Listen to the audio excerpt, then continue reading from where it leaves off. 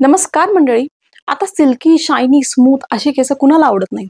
पण आता जर तुमची केस माझ्यासारखी असतील, जे खूप ड्राय असतात, भरपूर फ्रिझी असतात, कायम टँगल्ड असतात, असे जर तुमचे केस असतील, तर नक्कीच तुम्हाला आज हे 10 हेअर केअर टिप्स खूपच महत्त्वाचे आणि खूपच युजफुल होणार आहेत. कारण हे 10 टिप्सना मी स्वतः फॉलो करतेय आणि ट्रस्ट मी भरपूर फरक पडलाय माझ्या केसांच्यामध्ये. कारण हे 10 जे स्टेप्स मी फॉलो करत आहे, म्हणजे 10 सगळे एकाच दिवसात करायचे आहेत असं काही नाहीये. तुमच्या सवडीप्रमाणे तुम्ही करू शकता, पण हे 10 टिप्स नक्की फॉलो करा. हे सगळे ट्राईड, टेस्टेड आणि इम्प्लिमेंटेड 10 हेअर केअर टिप्स मी तुम्हाला सांगणार आहे. आणि शेवटचे जे 2 टिप्स आहेत ना, ते तर इतके इम्पॉर्टंट आहेत की ते सगळ्यांनी फॉलो केलेच पाहिजे. तर आता हे 10 टिप्स काय आहेत हे जर तुम्हाला जाणून घ्यायचं असेल तर व्हिडिओ शेवटपर्यंत नक्की बघा. आणि त्याचबरोबर ह्या व्हिडिओमध्ये सुद्धा सबस्क्रायबर शाउटआउट हे देणार आहे, त्यामुळे व्हिडिओ शेवटपर्यंत बघत राहा. सगळ्यात पहिली आणि महत्त्वाची टिप म्हणजे कंडिशनर लावायचा आहे. जेव्हा पण आपण केस धुणार असतो त्यावेळेस कंडिशनर सुद्धा लावायचं आहे. आता तुम्ही म्हणणार कंडिशनर लावणं खूप कॉमन आहे प्रणोती, ह्यात काय नवीन? Of course it's very common. पण बरेच जण आहेत जे कंडिशनर वापरतच नाही.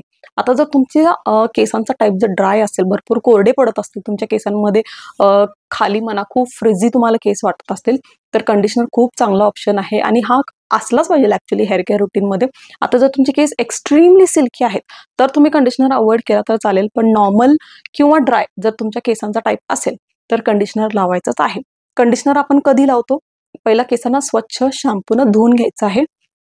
धुतल्यानंतर पाण्यानं पूर्णपणे त्याला रिन्स ऑफ करायचा, धुवून टाकायचा आणि त्याच्यानंतर केसांना थोडंसं पिळायचं, त्याच्यामध्ये जास्त पाणी असलं नाही पाहिजे. त्याच्यानंतर कंडिशनर घ्यायचं आहे आणि कंडिशनर फक्त कानाच्या खाली जी केसांची लेंथ आहे फक्त तिथंच लावायचं आहे. कंडिशनर हे आपण स्कॅल्पवरती लावत नाही. बरेच जण ही चूक करतात, शॅम्पू सारखंच कंडिशनर वापरतात, पण असं करायचं नाहीये. ठीक आहे, कंडिशनर फक्त कानाच्या खाली जी लेंथ आहे तिथं आपल्याला लावायचं आहे, स्कॅल्पमध्ये लावायचं नाही. कंडिशनर लावल्यानंतर त्याला 2 मिनिट ठेवून टाकायचं आहे आणि त्याच्यानंतर त्याला व्यवस्थित परत एकदा पाण्यानं स्वच्छ धुवून काढायचं आहे. आणि आता जर तुम्ही कंडिशनर वापरायला चालू केला तर तुम्हाला स्वतःला लक्षात येईल की कंडिशनरने ऍक्च्युली किती फरक पडतो. Conditioner is very useful. Conditioner तुमची केस डिटँगल होण्यामध्ये हेल्प होतात, फ्रीज सुद्धा कमी होत आणि त्याचबरोबर केस खूप शायनी सुद्धा होतात. त्यामुळे मेक शुअर करा की शॅम्पू नंतर कंडिशनर वापरायचं आहे. ठीक आहे, आणि अजून एक टिप तुम्हाला देते. ज्या ब्रँडचा शॅम्पू तुम्ही वापरता त्याच ब्रँडचा कंडिशनर वापरला तर रिझल्ट खूप जास्त चांगला येतो. फॉर एक्झाम्पल, जर तुम्ही डवचा शॅम्पू वापरत असाल तर डवचंच कंडिशनर वापरा. जर पॅन्टीन वापरत असाल तर पॅन्टीनचा कंडिशनर वापरा, म्हणजे तुम्हाला रिझल्ट खूप चांगला मिळणार आहे. त्यामुळे tip number 2, clean scalp. Scalp स्वच्छ असणं खूप गरजेचं आहे. केसांमध्ये भरपूर जे प्रॉब्लेम्स लोकांना होतात त्याचं मेन कारण हे सुद्धा आहे की तुमची स्कॅल्प स्वच्छ नसते. आता स्पेशली समर सीझन चालू आहे, उन्हाळा चालू आहे आणि प्रचंड घाम येत असतो सगळ्यांना. आणि एक गोष्ट तुम्ही लक्ष द्या की जर तुम्हाला घाम आला असेल आणि तुम्ही थोडंसं जरी नख आपल्या स्कॅल्पमध्ये जर फिरवला आणि जर तुम्ही ऑब्झर्व केला तर इवन नखामध्ये तुम्हाला तो व्हाईट बिल्टअप हे दिसून येतं. का? कारण घामामुळे ऑफकोर्स आपली स्कॅल्प जी आहे ती खूप घाण होत असते आणि त्याला स्वच्छ करणं खूप गरजेचं आहे. स्कॅल्पला त्यासाठी काय करावं लागणार? आपल्याला हेअर वॉश हे करावं लागतं. आता मुलींना रोज हेअर वॉश करणं हे थोडंसं डिफिकल्ट आहे, कॅन कम्प्लिटली अंडरस्टँड. पण आठवड्यातून कमीत कमी 2 ते 3 वेळा आपल्याला हेडबाथ करायचंच आहे. जर तुमची केसांचा टाईप ऑइली असेल तर 3 वेळा हेड वॉश करण्यामध्ये काहीही हरकत नाहीये. पण हा, जर तुम्ही भरपूर जास्त ड्रायनेस असेल तर तुम्ही 2 वेळा सुद्धा करू शकता. तुमच्या कन्व्हिनियन्स प्रमाणे करा, पण मेक शुअर करा की स्कॅल्प आपली क्लीन असली पाहिजे. आणि इवन बरेच जण जिमला सुद्धा जातात आणि जिममध्ये गेल्यानंतर सुद्धा आपल्याला भरपूर घाम येतो आणि भरपूर घाम आपल्या स्कॅल्पमध्ये असतो आणि तो बिल्टअप होतो. आणि जर तो बिल्टअप झाला आणि आपण त्याला वॉश नाही केलं अजून प्रॉब्लेम सुद्धा आपल्या स्कॅल्पमध्ये होऊ शकतात. त्यामुळे लक्ष द्यायचं आहे की आपला स्कॅल्प हा कायम स्वच्छ असला पाहिजे. त्याच्यासाठी 2 वेळा लागते म्हणा किंवा 3 वेळा, जसं पण तुम्हाला लागतं त्या हिशोबाने तुम्ही हेड वॉश करत जावा, पण मेक शुअर करा की स्कॅल्प ही स्वच्छ असली पाहिजे. नंबर 3, आठवड्यातून एकदा किंवा 15 दिवसातून एकदा आपल्या केसांना डीप कंडिशनिंग हे नक्की करायचं आहे. डीप कंडिशनिंग आपण कसं करू शकतो? भरपूर प्रकार आहेत. सगळ्यात पहिली गोष्ट आणि बेसिक जी आपण सगळेच घरात करू शकतो ती म्हणजे हेअर ऑइलिंग. ठीक आहे, ऑइलिंग केल्यानं भरपूर नरिशमेंट मिळते केसांना. आता ऑइलिंगमुळे हेअर ग्रोथ होतं का असं मला बरेच जण विचारतात, तर त्याचा आन्सर माझ्याकडे नाही आहे. आणि टू बी व्हेरी फ्रँक, ऑइलकडून, तेलाकडून मी जर अपेक्षा कमीच ठेवते ह्या गोष्टीची की तेल लावल्यानंतर केस वाढणार आहे. ह्या गोष्टींची अपेक्षा मी जास्त ठेवत नाही. फक्त तेलाचा उपयोग मी कशासाठी करते? नरिशमेंटसाठी करते, कंडिशनिंगसाठी करते. कारण जेव्हा आपण तेल लावतो आणि त्याच्यानंतर जेव्हा आपण हेडबाथ घेतो ऑफकोर्स थोडंसं सॉफ्टनेस होतं, कारण तेलामुळे कंडिशनिंग खूप चांगलं होतं.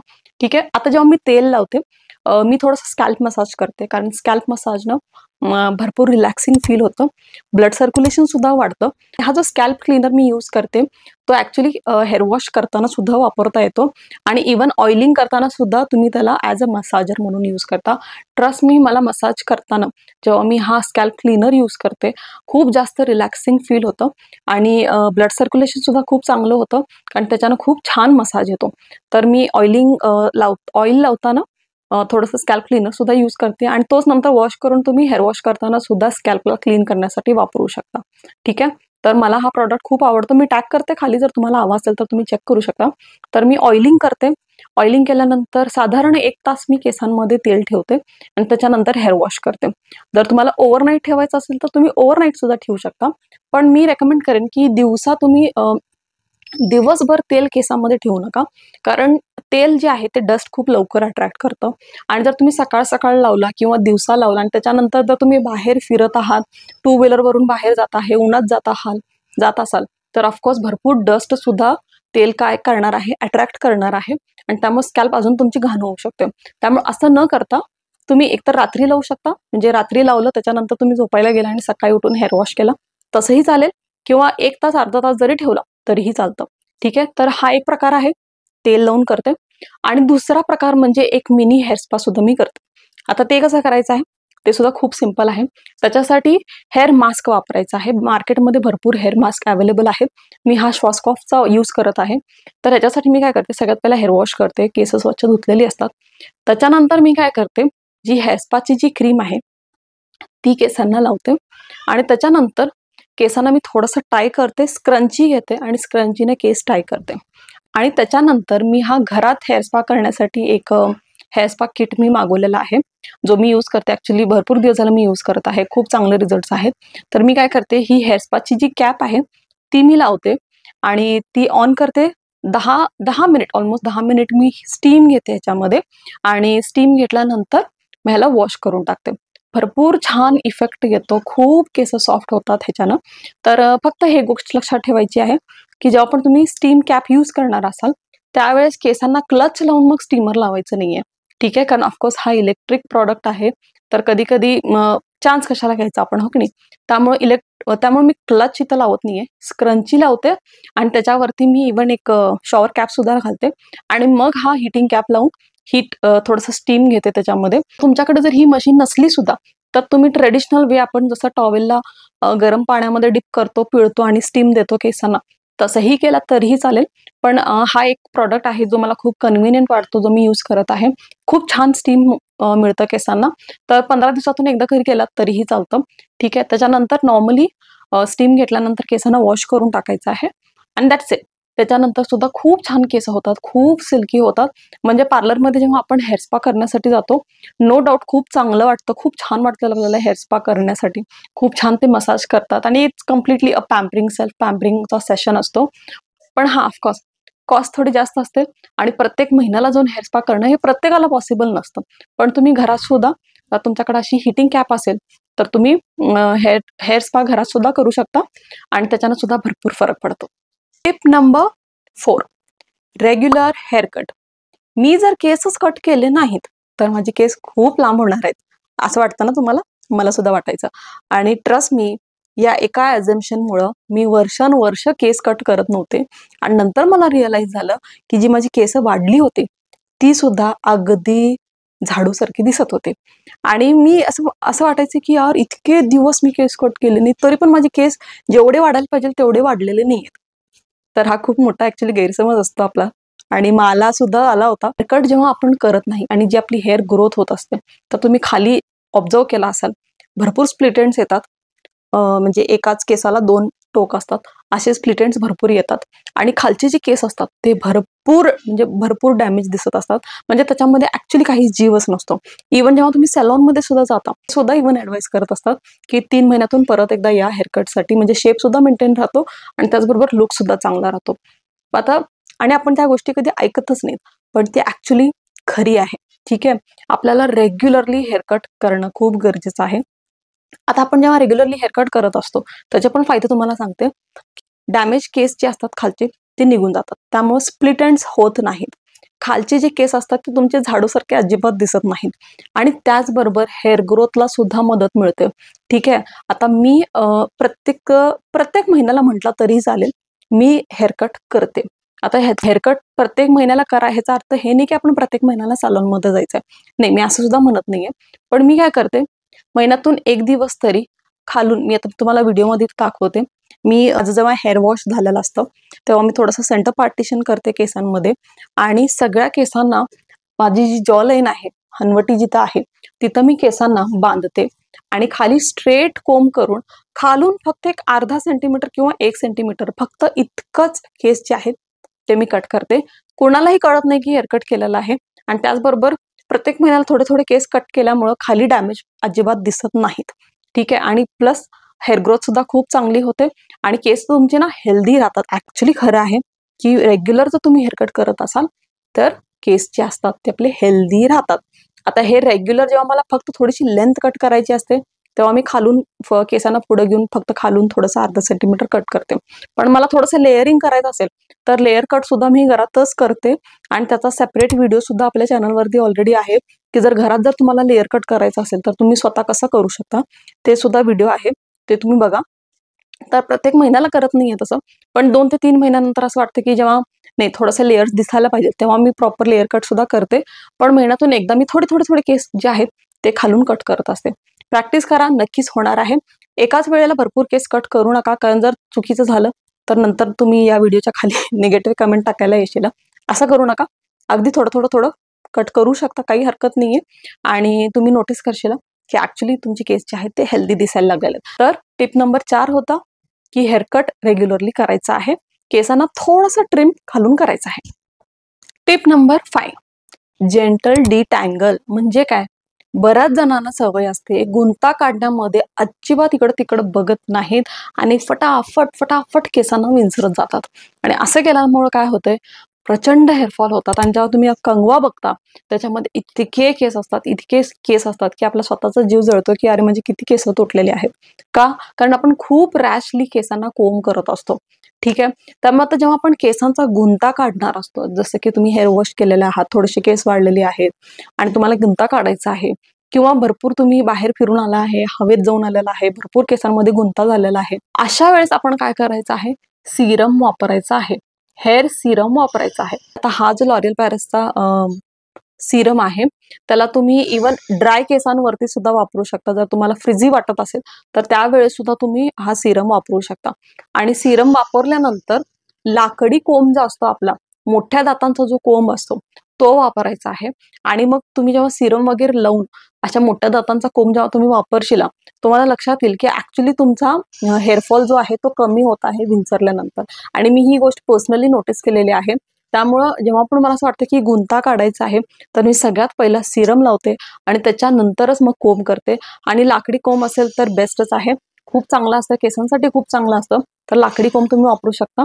आणि ज्याचे मोठे मोठे दात असतात असे वापरा जेव्हा तुम्ही स्पेशली गुंता काढत असता, तर तुम्ही फरक सुद्धा तुम्हाला कळेल की केस सुद्धा कमी तुटत आहेत. त्यामुळे मेक शुअर करा की सिरम सुद्धा वापरायचा आहे आणि डिटँगल करताना अजिबात हार्श व्हायचं नाहीये. तर मैत्रिणींनो, 5 टिप्स मी तुम्हाला दिलेली आहे. 6वी टिप देण्याच्या आधी मी फटाफट सबस्क्रायबर शाउटआउट देते, कारण लास्टली बऱ्याच वेळा मी विसरते. तर आता माझे जे न्यू सबस्क्रायबर्स आहेत ज्यांनी रिसेंटली चॅनलला सबस्क्राईब केलं होतं आणि त्यांचं नाव सुद्धा लिहिलं होतं. So thank you so much Parineeti Singh, thank you so much Punita Shah, thank you so much Runjhun, Sapna Singh, Aarti Verma, Sai Lad, Harsha Khobragade, Sumitra, Jayashree, Suvarna, Aarti Gole, Vidya Dhore, Prabha Bhiwaskar, Sakshi Pawaskar. So guys हे माझे न्यू सबस्क्रायबर्स आहेत. Thank you so much guys for subscribing. I love you all. आणि गाईज तुम्ही जर हा माझा व्हिडिओ बघत असाल आणि तुम्हाला जर माझा कॉन्टेंट आवडत असेल तर तुम्ही सुद्धा सबस्क्राईब करून तुमचं नाव कमेंट सेक्शनमध्ये नक्की लिहा, म्हणजे माझ्या पुढच्या व्हिडिओजमध्ये तुम्हाला सुद्धा असं शाउटआउट दे. चला पुढचा point number 6, heat protector before heat. खूप महत्वाचा पॉइंट आहे, अजिबात मिस करायचा नाहीये. आता मी तुम्हाला असंच अजिबात म्हणणार नाही की हीट पासून लांब राहा, का? कारण आता आपण लांब राहू शकत नाही. सगळ्यांना हेअर स्टायलिंग करायला आवडतं, त्याच्यासाठी आपल्याला हीट वापरायला लागते. मग कधी तुम्ही आयर्निंग करत आहात, कधी तुम्ही कर्ल्स करत आहात किंवा क्रिम्पिंग करत आहात, आपण ह्या गोष्टी करतच असतो. आणि स्पेशली माझ्यासाठी तर हीटपासून लांब राहणं is not possible at all. कारण ऑफकोर्स जेव्हा मी व्हिडिओ शूट करत असते, हेअरस्टाईल म्हणा किंवा कोणताही असा लुक करत असते, त्याच्यामध्ये मला हीट लागतंच केसांना. स्ट्रेटनर, कर्लर हे वापरावं लागतं. पण जर तुम्ही डायरेक्टली केसांना जर तुम्ही हीट लावत असाल तर प्रचंड डॅमेज होणार आहे तुमच्या केसांना. त्यामुळे काय करायचं आहे, मेक शुअर करा की हीट लावायच्या आधी, कोणताही हेअर स्टायलिंग टूल वापरण्याच्या आधी हीट प्रोटेक्टर लावायचा आहे. ठीक आहे.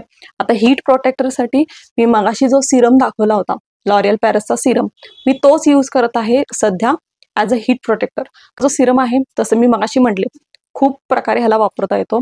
सिरम सारखा सुद्धा वापरता येतो आणि त्याचबरोबर हा हीट प्रोटेक्टर सारखा सुद्धा काम करतो. पण मला हा सिरम खूप आवडतो कारण ॲज अ सिरम केस धुतल्यानंतर सुद्धा वापरता येतं, हीट प्रोटेक्टर सारखं सुद्धा वापरता येतं, फ्रीज कमी करण्यासाठी सुद्धा वापरता येतं, इव्हन हेअर स्टायलिंग करताना सुद्धा याला वापरता येतो. खूपच चांगला प्रोडक्ट आहे. भरपूर याचं कौतुक केलेले आहे कारण हा तो कौतुकास्पद आहे. ठीक आहे. तर हा लॉरियल पॅरिसचा प्रोडक्ट खूपच मस्त आहे. आणि अजून एक हीट प्रोटेक्टर मी वापरला होता वेलाचा, तो सुद्धा खूप चांगला आहे, पण तो आता संपलेला आहे. त्यामुळे मी हा सिरम यूज करत आहे, ज्यानं माझं सगळंच काम ऑलमोस्ट होऊन जातं. तर 6वा आणि महत्त्वाचा पॉईंट अजिबात विसरायचं नाही की जर केसांना जर तुम्ही हीट लावणार असाल तर हीट प्रोटेक्टर लावायचाच आहे. टिप नंबर 7, खूप महत्त्वाचा टिप परत एकदा, बॅलन्स्ड डाएट. वरून आपण ज्या पण गोष्टी लावतो जसं की हेअर स्पा म्हणा किंवा सिरम म्हणा, ह्या सगळ्या गोष्टी तर आल्याच आल्या. पण जर तुमचा डाएट बॅलन्स्ड असेल, आतूनच जर तुम्ही हेल्दी असाल तर ऑफकोर्स केस हे खूप हेल्दी होतात. कारण ज्या पण गोष्टी केसांना लागतात ते बाहेरून लावण्यापेक्षा जर तुमच्या शरीरातच त्या गोष्टी असल्या तर त्याचा खूप चांगला इफेक्ट केसांवरती होतो. ठीक आहे. त्यामुळे एक बॅलन्स डाएट असणं हे खूप गरजेचं आहे. आपल्या डाएटमध्ये सुद्धा vitamin A, C, E, iron, zinc आणि प्रोटीन, म्हणजे थोडक्यात म्हटलं तर सगळ्याच गोष्टी असल्या पाहिजेत. त्यामुळे तुमचा डाएट खूप चांगला असायला पाहिजे. डाएटमध्ये प्रोटीन चांगलं इन्क्लूड करा आणि त्याचबरोबर फळं सुद्धा खावा. विटॅमिन सीचे सिरम आपण एवढं चेहऱ्यावरती लावतो, पण जर तुम्ही विटॅमिन सीचे फ्रुट्स जर खात असाल रोज तर त्याचा सुद्धा खूप चांगला फरक पडतो. केसांवरती सुद्धा पडतो, चेहऱ्यावरती सुद्धा पडतो. त्यामुळे एक बॅलन्स्ड डाएट असणं हे खूप गरजेचं आहे. जर तुम्हाला सगळ्याच गोष्टी हेल्दी हव्या असतील, चेहरा तुम्हाला ग्लोईंग हवा असेल, केस सुद्धा छान एकदम हेल्दी पाहिजे असेल, तर वरून सगळ्या गोष्टी लावण्यापेक्षा आतून त्या गोष्टी आपल्या शरीराला मिळावं ह्याच्याकडे सुद्धा तितकंच लक्ष दिलं पाहिजे. आपण मार्केटमध्ये जाऊन भरपूर या गोष्टी सर्च करत असतो की कशामध्ये विटॅमिन सी आहे, कशामध्ये मला प्रोटीन मिळणार आहे, ह्या सगळ्या गोष्टी आपण बघत असतो. पण अशा गोष्टी बाहेर बघण्यापेक्षा त्या गोष्टी तुमच्या डाएटमध्ये आहेत का हे सुद्धा नक्की चेक करा. जेवताना सुद्धा तुम्ही तुमच्या ताटाकडे बघा की नेमकं तुम्ही काय काय खात आहात आणि ज्या पण गोष्टी तुम्ही खात आहात त्याच्यामुळे आपल्या शरीराला फायदा होणार आहे की तोटा होणार आहे हे पहिला तुम्ही लक्ष द्या. ठीक आहे.